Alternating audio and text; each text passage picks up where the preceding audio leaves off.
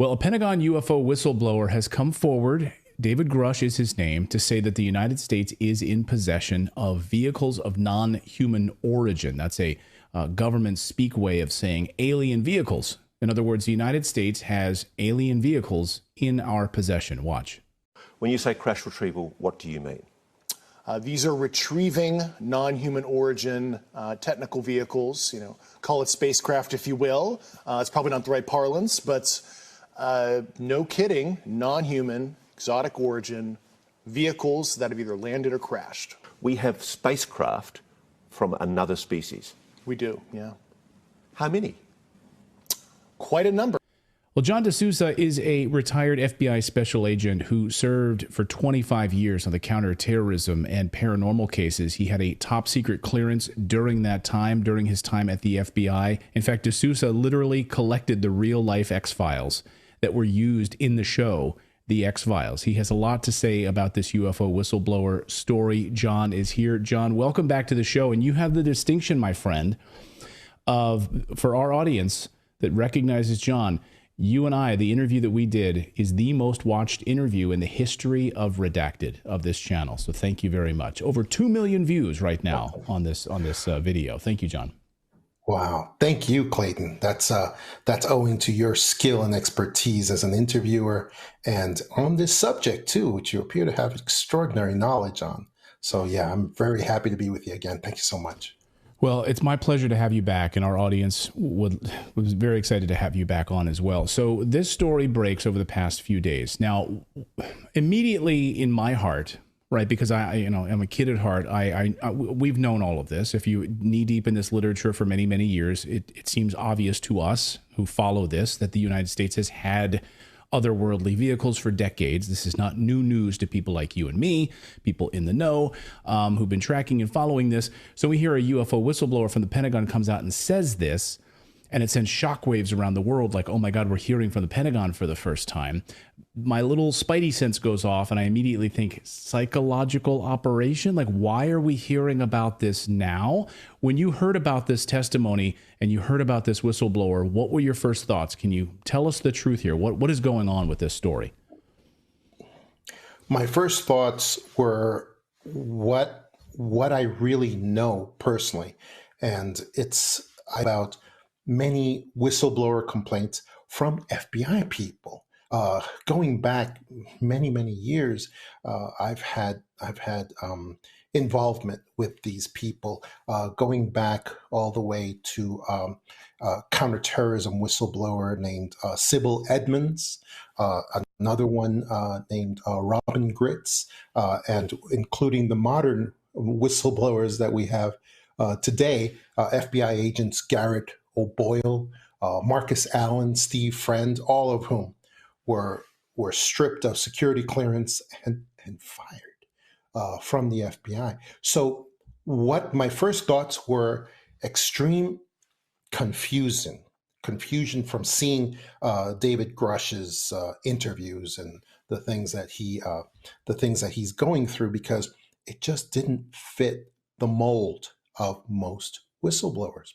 For instance, I just don't see, first of all, I'd like to thank David Grusch for his service to this country, which is a very important and very honorable thing. However, what's going on with this complaint is just bewildering, because first of all, what is the basis for his whistleblowing?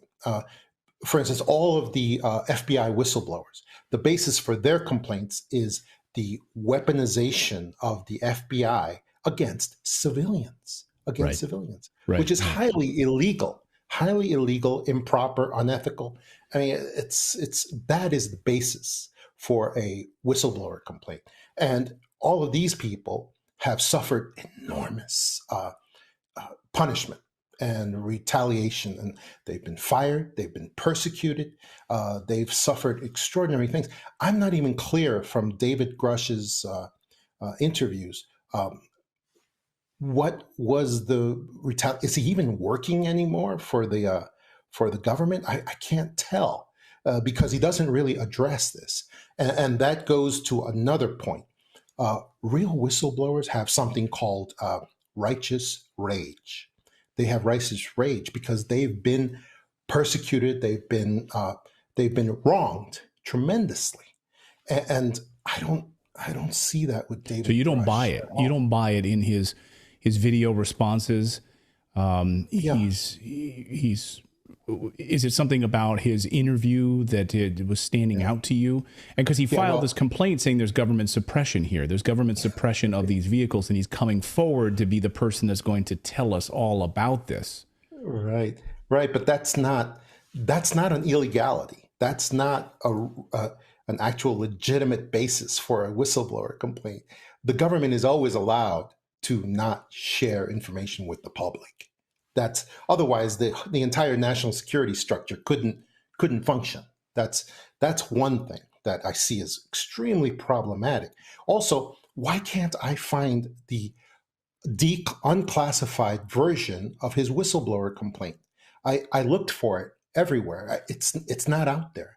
And it should, if this was a matter of public interest, like the whistleblower says, that should be released. That should be released. It should be available for everyone to have. But the other point is that I would invite people to go to News Nation now to see the full interview, which is astounding. It is astounding. I have never seen such a gushing softball interview from the supposed journalist who's at that site doing that with David Grusch. It actually just seems much more like the beginning of a publicity tour. That's what it really looks like. So publicity tour, another way to say this, psychological operation, or is not? No, this is not a psychological. Would you think this is a psychological operation? You're shaking your head. Well, it's part of a. I believe it looks like it's part of a much larger psychological operation. And so what happens in these things is that they get a lot of people to work for the psychological operation unknowingly. They actually believe what they're doing is right, is correct, and that it needs to be done. They have many people who are working for this psychological operation, including congressmen and senators, U.S. senators, who are trying to get in on this because it's just extraordinary. So one thing I would ask for the people who are pushing David Grusch forward is that they need to have him answer some real questions from a real journalist like maybe Whitney Webb to actually come forward in order to give this any legitimacy. Because I see all the comments everywhere I go. They just don't believe this. People, the regular people. So like your audience. Yeah, I mean, we have a lot of people in our audience who are saying this looks like a psychological operation. When we covered it last night, I said this was one of the first alarm bells for me, psychological operation, the idea that, let me just unpack this a little bit. Do you believe, well, what he's saying at the basis is true, that the United States has all otherworldly vehicles in its possession that we are reverse engineering? Like that part is true, correct? Well, truthfully, yes. I actually do believe that that's true. I do believe, but I have a hard time believing that he's a part of it. That's the part I'm having a hard time with. I see. Right. He's not telling us anything. I mean, even in that segment that you showed, this gushing supposed journalist is just asking him, yeah, so you're saying that we have pieces of these vehicles and we have actual vehicles themselves. How many? And he's just like, a bunch, a bunch. It's like, what? If you're what real tough questions, John, I would love to hear you, with all of your knowledge in this subject, what would you specifically ask him? If you were sitting down and we gave you a camera with David Grusch, maybe give me 5 questions specifically that you would ask him. Okay, then I'll have to pare it down. But yeah, because you have first 10, of all, you have 20. give me your 5 best.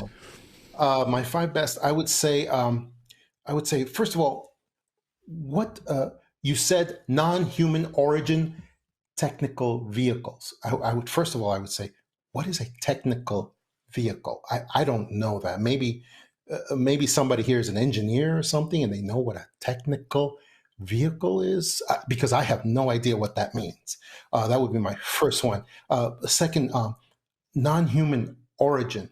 So are you saying that the stuff could have been made by monkeys, by apes, by intelligent apes? I mean, if you mean alien visitors, why wouldn't you say that? Why wouldn't you just say that? Second of all, you said these are spacecraft. These are spacecraft. You use that word. How do you know these vehicles are from space? We're finding out now that a lot of UFOs, genuine UFOs, are actually from inner Earth. They're from beneath the oceans. They're even from volcanoes. So is there some other basis of knowledge that you have that tells you these things are from space? That's one of the questions I would also. And have you been on one of these craft to know that?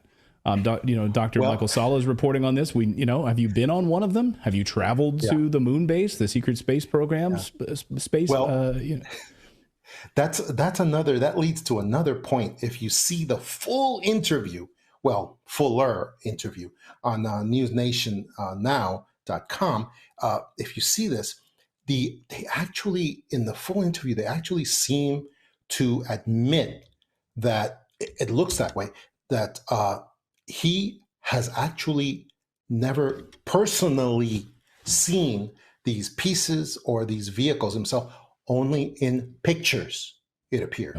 Only in pictures.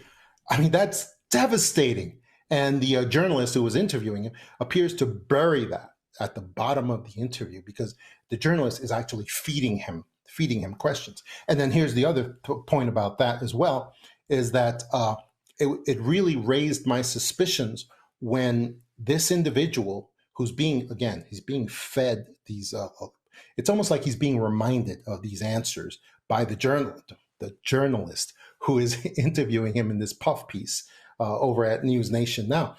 And one of the things that really stuck out to me is that in this entire psyop, there's a CIA phrase that they all use. And it's a CIA phrase because it's a psychological operation phrase that implies alien visitors, but doesn't directly say it. But it triggers all the neurons in our minds that associate with alien vehicles. And it's this: they are, and this whistleblower did it too. He was fed the line to say that says, quote, "Yes, this means that we are definitely not alone in the universe."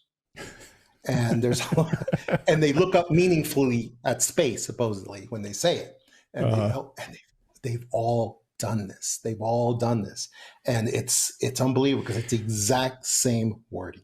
So what is at the heart of this psychological operation? For me, let me just give you my cynical view, which is, yes, of course, we have otherworldly vehicles. We've been reverse engineering them for decades. We have this. We know this. It's absolutely 100% the case, right? We know this. Now, they're trying to create a boogeyman because we need another enemy.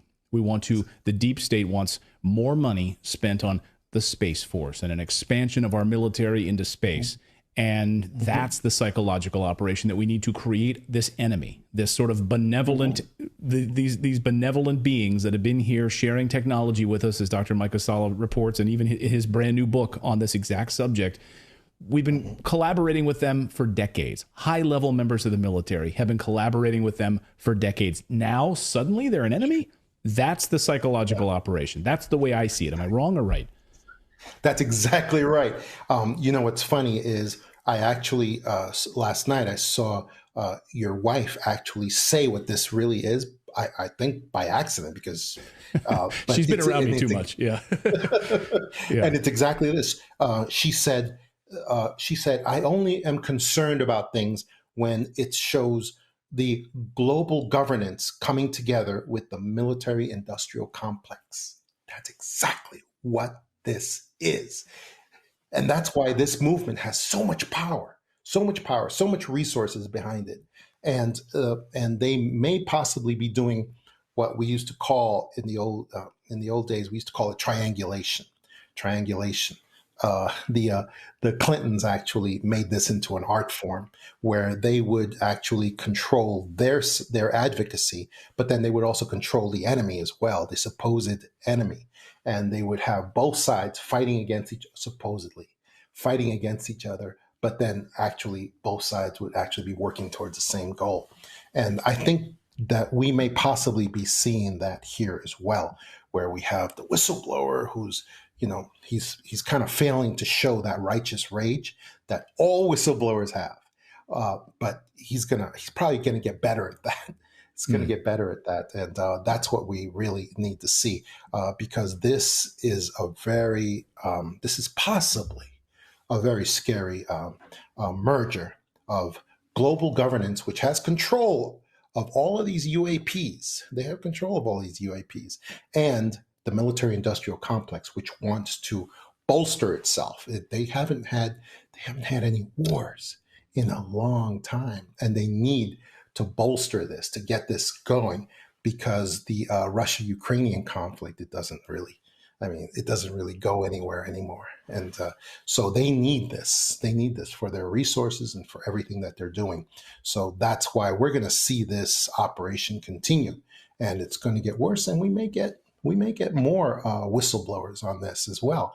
But we'll see if they do a better job than David Grusch has been doing here on this. So well, we'd welcome him on the show. I'd welcome David here on the show, and I'd love to ask him these tough questions right here on Redacted. We'd love to open audience. I'll have him on for an hour. We'll do a whole hour special with David, and we'll dive deep. And there won't be any kissing of the ring or anything like that. Will be straightforward questions. So, bottom line, you think that he's being manipulated, he's being used, and he doesn't fit the mold of an actual whistleblower like the ones we saw testifying before Congress a few weeks ago. Absolutely. And I would also ask him, because I've known a lot of these whistleblowers in the past, how did he lawyer up with the original Intel Community Inspector General as his attorney? So his whistleblower complaint is being examined by the Office of Inspector General. But at the same time, he actually got a former Inspector General to be his attorney. If you know any of, and he is completely lawyered up. I mean, I would not be surprised if they start suppressing anybody talking about him. But this is unprecedented. If you know any whistleblowers in real life, like these FBI whistleblowers, they have a very hard time even getting a private attorney to represent them, because the private attorneys all say, no, this is the government. This will be too hard. It's going to be impossible to do.